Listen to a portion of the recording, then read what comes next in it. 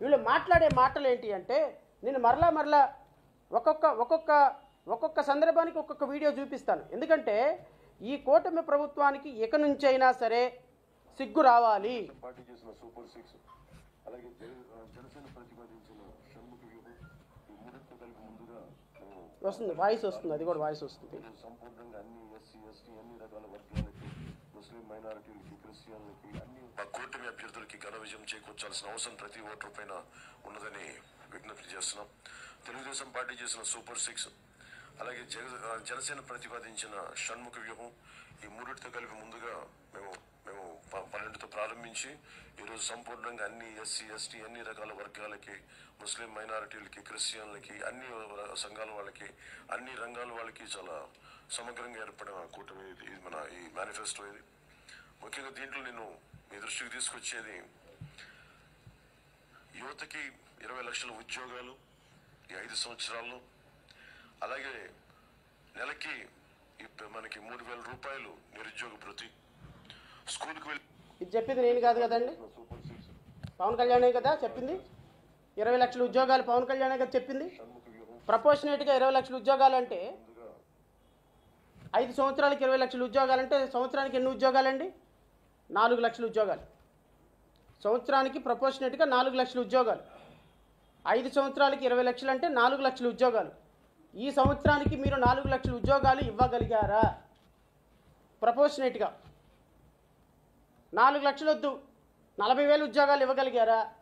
40,000 వద్దు, 14,000 ఉద్యోగాలు ఇవ్వగలిగారా? 14,000 వద్దు, 4,000 ఉద్యోగాలు ఇవ్వగలిగారా? 4,000 కూడా వద్దు, 400 ఉద్యోగాలు ఇవ్వగలిగారా? 400 ఉద్యోగాలు. ఎక్కడ 4 లక్షలు, ఎక్కడ 400? ఊరక సినిమా స్క్రిప్ట్ ఉంది కదా అని చదివేసుకుంటా పోయి రాష్ట్ర ప్రజలను మోసం చేయటం తప్ప యువత పరిస్థితి ఏంటి కనీసం అర్థమవుతుందా మీకు? తల్లిదండ్రులు తీసుకొచ్చే 200, 300, 500 రూపాయలకి ఆశపడి ఎక్కడికెక్కడో కూటమి ప్రభుత్వం మాకు ఉద్యోగాలు ఇస్తుందని హైదరాబాద్ వెళ్ళి, విశాఖపట్నం వెళ్ళి లైబ్రరీలో కూర్చొని చదువుకొని గ్రూప్ 1 ఉద్యోగాలు వస్తాయి, గ్రూప్ 2 ఉద్యోగాలు వస్తాయి, లేకపోతే ఇంకొక క్లాస్ 4 ఉద్యోగాలు వస్తాయి, టీచర్ ఉద్యోగాలు వస్తాయి, డిఎస్సి ఉద్యోగాలు వస్తాయి. మాకు మెగా డిఎస్సి అంటే కనీసం రమారమి 50,000, 60,000 ఉద్యోగాలు ఖాళీలు ఉన్నాయి, 60,000 ఉద్యోగాలు పూరిస్తారని డిఎస్సి ఉద్యోగులందరూ కష్టపడి బాధపడి యూనివర్సిటీలో అధ్యాపక పోస్టులు ఖాళీలు ఉన్నాయి, కాంట్రాక్ట్ లెక్చరర్ పోస్టులు ఖాళీలు ఉన్నాయి, కొన్ని 92,000 బ్యాక్లాగ్ పోస్టులు ఎస్సీ ఎస్టీ బ్యాక్లాగ్ పోస్టులు ఖాళీలు ఉన్నాయి, 2,43,000 ఉద్యోగాలు ఎప్పుడు 2019లో 2,43,000 ప్రభుత్వ ఉద్యోగాలు ఖాళీలు ఉన్నాయి. ఈ ఖాళీలన్నీ పూరిస్తారని నిరుద్యోగులు అన్నమో రామచంద్ర అని కడుపులో కన్నీళ్లుగా వచ్చేటువంటి వాటిని కడుపులో నింపుకొని బ్రతుకుతుంటే, అరే 9-10 నెలలు అవుతున్నా కూడా కనీసం 400 ఉద్యోగాలు తీయని మీరు ఈ రాష్ట్ర ప్రజల్ని ఏ విధంగా పరిపాలిస్తారు? ఏ విధంగా భవిష్యత్తు మీ మీద గ్యారంటీతోటి ప్రజలు ఉండాలి? నేను రాష్ట్ర ప్రజలను మరొకసారి అడుగుతున్నాను, ఇంకా ఎన్ని సంవత్సరాలు ఇలాంటి మోసం పోతారు? విజనరీ ముఖ్యమంత్రి అని 14 సంవత్సరాలు ముఖ్యమంత్రిని చేసిన ఆయన తీసుకొచ్చి కూర్చోబెడితే పట్టుమని 4 ఉద్యోగాలు ఇవ్వలేని, 4 పరిశ్రమలు తేలేని ముఖ్యమంత్రిని తీసుకొచ్చి 164 సీట్లు ఇచ్చి పైన కూర్చోబెట్టి మన నెత్తి మీద కూర్చోబెట్టి ఈ రాష్ట్రాన్ని బాగు చేస్తారంటే నేను అడుగుతున్నా రాష్ట్ర ప్రజల్ని, రేపొద్దున మీ పిల్లలకు ఉద్యోగాలు కావాలంటే కేరళ, తమిళనాడు, కర్ణాటక, హైదరాబాద్, బెంగళూరు, పూణే పారిపోవాలా? 15,000కి 20,000 ఉద్యోగాలకి తెలంగాణ పారిపోవాలా? చెన్నై పారిపోవాలా? బెంగళూరు పారిపోవాలా? మన ఆంధ్రప్రదేశ్ రాష్ట్రంలో ఉద్యోగాలు చేసే అర్హత మన బిడ్డలకు లేదా? మీరు వేసిన ఓటు కారణంగా 5,000 ఇస్తున్నారు, 10,000 ఇస్తున్నారు, చంద్రబాబు నాయుడు అరెస్ట్ చేశారు, అయ్యో నారా లోకేష్ పాదయాత్రను అడ్డుకున్నారు, అయ్యో పవన్ కళ్యాణ్ రాష్ట్రంలోకి ఎంటర్ కాకుండా అడ్డుకున్నారని ఎమోషనల్ కనెక్టివిటీకి వెళ్ళిపోయి ఇట్లాంటి దరిద్రులందరికీ అధికారం ఇచ్చి 90,000 లక్ష ఓట్ల మెజారిటీతో గెలుపొందిస్తే ఈ రాష్ట్ర భవిష్యత్తు ఇలా కాక ఇంకెలా ఉంటుందనేది రాష్ట్ర ప్రజలు ఆలోచించడం. ఈ రాష్ట్రానికి ఇక పరిపాలన వద్దా? ఈ రాష్ట్రానికి ఒక ఒక ఒక ఒక విజనరీ లీడరు, ఒక యంగ్స్టర్స్, చదువుకున్న వాళ్ళు, అవినీతి చేయని వాళ్ళు, ప్రతి ఒక్క రూపాయిని రాష్ట్ర ఆర్థిక ప్రగతి కోసం ఉపయోగించే వాళ్ళని మీరు నాయకులుగా ఒప్పుకోరా? మీకు అవసరం లేదా? మీకు ఒక 50 కోట్లు 100 కోట్లు ఖర్చు పెడితే ఒక ఎమ్మెల్యే, మళ్ళీ ఎమ్మెల్యే అయిన తర్వాత ఎంతైనా దోచుకొని ఇంకో ఇలాంటి హామీలు ఇచ్చి సొల్లు కబుర్లు చెప్పి ఉపన్యాసాలు ఇస్తే చాలు, ఎన్ని అబద్ధాలైనా నమ్మేస్తాం మనం. యువతకి నెలకి 3,000 రూపాయలు, ఈ 10 నెలల డబ్బులు మీరు ఎప్పుడు ఇస్తున్నారని అడుగుతున్నాను. ఈ 48 లక్షల మందికి ఎప్పుడు ఇస్తున్నారు 10 నెలల డబ్బులు? పవన్ కళ్యాణ్ మీరు సమాధానం చెప్పి తీరాలి. ఉమ్మడి మేనిఫెస్టోని మీరు కూడా ఎండార్స్ చేశారు, జన సైనికులు ఎండార్స్ చేశారు, వీర మహిళలు ఎండార్స్ చేశారు. నిన్న ఎవరో నాదెండ్ల మనోహర్ మాట్లాడుతున్నారు, అసలు పవన్ కళ్యాణ్ లేకపోతే కూటమి ప్రభుత్వమే లేదంట. కరెక్టే, ప్రజలని మోసం చేయటంలో మోసం చేసిన సింహభాగం పవన్ కళ్యాణ్. ఈరోజు రాష్ట్రం ఆర్థిక ప్రగతి తెలిసి కూడా కేంద్ర ప్రభుత్వంలో అత్యంత కీలకమైనటువంటి వ్యక్తిగా ప్రధానమంత్రి, హోమ్ మినిస్టర్లో భారతీయ జనతా పార్టీతో మీరు చాలా చాలా చాలా చాలా పర్సనల్గా అంటకాగుతూ ఈ రాష్ట్రానికి ₹1 కూడా నిధులు తెప్పించే అవకాశం లేకుండా చేసి ఈ రాష్ట్ర ప్రజలను మోసం చేస్తున్నటువంటి Pawan Kalyan, you are the main culprit. ఈ రాష్ట్రంలో కూటమి ప్రభుత్వం ఏర్పడటానికి you are the main culprit.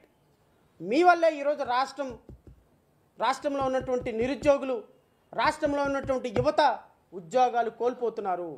మీ జన సైనికులు, వీర మహిళలు పవన్ కళ్యాణ్ అడగండి, సార్ ఎలా సార్ మేము డిబేట్లో ఎలా మాట్లాడాలి సార్? వీర మహిళలని పేరు పెట్టుకున్నాం కదా సార్, మేము డిబేట్లో ఏమని మాట్లాడాలి సార్? 20 లక్షల ఉద్యోగాలు ఏమైపోయినాయి అమ్మా పవన్ కళ్యాణ్ ఇవ్వమంటే ఏం మాట్లాడాలి సార్? నెలకి 3,000 రూపాయలు నిరుద్యోగ వృత్తి మేము ఎక్కడి నుంచి తెచ్చివ్వాలి సార్? మరి ఏ విధంగా దీని మీద అని మీరు నెలకొక క్యాంపు పెట్టేవాళ్ళు కదా మంగళగిరి పార్టీ ఆఫీస్లో. ఎలా పరిరక్షించాలి, అంబేద్కరిజాన్ని ఎలా, పూలేజాన్ని ఎలాగా అద్భుతంగా పైకి తీసుకెళ్లాలని రోజు క్యాంపు పెట్టేవాళ్ళు కదా. పెట్టండి ఇప్పుడు క్యాంపులు. ఇచ్చిన హామీలు నిర్వర్తించటంలో జన సైనికుల పాత్ర, వీర మహిళల పాత్ర ఏంటో క్యాంపులు పెట్టండి. వాళ్ళు ఏ విధంగా ప్రజలకు సమాధానం చెప్పాలో క్యాంపులు పెట్టండి. నిజమైన, నిష్కల్మషమైన నిజాయితీ రాజకీయాలకి పవన్ కళ్యాణ్ భారతదేశ వ్యాప్తంగా, ప్రపంచవ్యాప్తంగా బ్రాండ్ అంబాసిడర్ అని ఊరికే ఊగిపోయేటువంటి మీలాంటి వాళ్ళు ఇప్పుడు క్యాంపులు పెట్టండి. నేను యువత తరపు నుంచి, ఆంధ్రప్రదేశ్ రాష్ట్రంలో యువత తరపు నుంచి చాలా సీరియస్గా, ఇది పవన్ కళ్యాణ్ గారిని విమర్శించాలని చేస్తున్నటువంటి విమర్శ కాదండి. ఒక తల్లి ఆవేదన, ఒక తండ్రి ఆవేదన. నా దగ్గరికి నిన్న ఒక క్లయింట్ వచ్చారు, పాపం చాలా కొడుకుని ఇంజనీరింగ్ చదివించుకున్నారు, ఉద్యోగాలు లేవు. పోనీ ఏదైనా ఊరు పంపిద్దామంటే ఇద్దరు తల్లిదండ్రులకు ఒక్కడే కొడుకు. హైదరాబాద్ వెళ్తే 30,000 40,000 జీతం వస్తుంది, ఆ అబ్బాయి అక్కడ ఉండటానికే సరిపోతుంది. కానీ ఇక్కడ తల్లిదండ్రులకి కష్టం వస్తే ఎవరో లేరు. నేను అన్నా, ఎందుకండి ఈ వయసులో ఇంత కష్టపడుతున్నారు, మీ అబ్బాయికి ఏదో ఒక ఉద్యోగం చూడొచ్చు అంటే, మా ఆవిడకి హెల్త్ బాగోదండి, ప్రతి సందర్భంలో మాకు ఎవరో ఒకళ్ళు అవసరం, నా కొడుకును ఉద్యోగానికి పంపిస్తే నా భార్య పరిస్థితి ఏంటి, ఏదో ఒక రకంగా వాడు ఉద్యోగం లేకుండా ఇక్కడే ఉంటున్నాడు, ఇక్కడ ఏదైనా ఉద్యోగం దొరికితే 10,000కైనా ఉద్యోగం చేసుకుంటున్నాడని కళ్ళనీళ్ళు పెట్టుకొని చెప్పినప్పుడు ఆ తల్లిదండ్రుల బాధలో నాకు నిజం ఉందనిపించింది. ఎస్, మీరు ఆ పిల్లవాడికి ఉద్యోగం కల్పించలేనప్పుడు ఇంజనీరింగ్ కాలేజ్ ఎందుకు పెట్టారు, బీటెక్ ఎందుకు చదివించారు?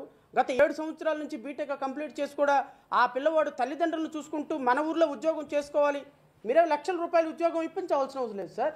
ఒక 50,000, 40,000, 30,000 హైదరాబాద్లో వెళ్ళి డీటీపీ ఉద్యోగం చేసుకుంటే వచ్చే డబ్బులు ఆంధ్రప్రదేశ్ రాష్ట్రంలో ఇప్పించమని కోరుతున్నాం. కనీసం 10,000 రూపాయలు ఉద్యోగం ఇప్పించగలిగిన పరిస్థితుల్లో ఈ రాష్ట్ర ప్రభుత్వాలు లేవు అంటే 2025 సంవత్సరంలో మనం ఎక్కడున్నామని ఓటర్ అర్థం చేసుకోవాలనేది నా తపన. లేదండి మేము జుట్టెనా అలా అన్ని ప్యాషన్గా ఉన్న వాళ్ళకి ఓటేస్తాము, లేదండి మేము ఆవేశంగా ఉపన్యాసాలు ఇచ్చే వాళ్ళకి ఓటేస్తాము, లేదండి పాపం ఎవరినైనా అరెస్ట్ చేస్తే ఓటేస్తాము, లేదండి ఎవరినైనా పాదయాత్ర చేయకుండా ఆపేస్తే ఓటేస్తాము అంటే ఈ రాష్ట్ర భవిష్యత్తు ఎటెల్లాలో అర్థం కావటం.